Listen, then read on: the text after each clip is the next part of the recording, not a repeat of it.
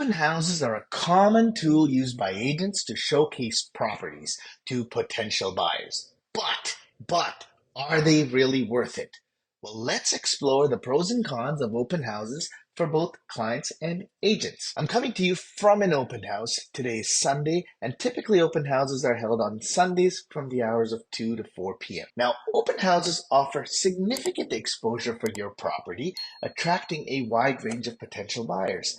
From a convenience standpoint, they provide a convenient way for buyers to view multiple properties in one go, saving them a lot of time and effort. Immediate feedback.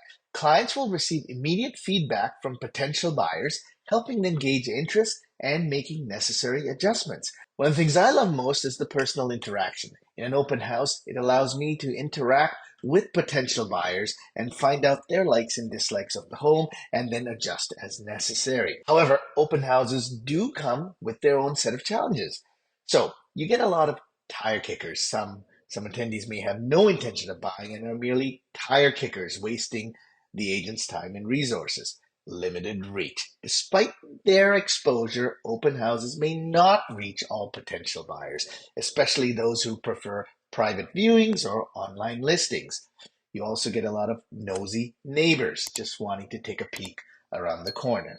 Now, in conclusion, open houses can be a valuable tool in the real estate arsenal, offering exposure, convenience, personal interaction. However, they also come with security risks and attract non-serious buyers and can be costly. Ultimately, the decision to host an open house should be carefully considered based on your specific needs and circumstances, and also the strategy used to sell your home. This is Ash Ellis at an open house. Who you work with matters.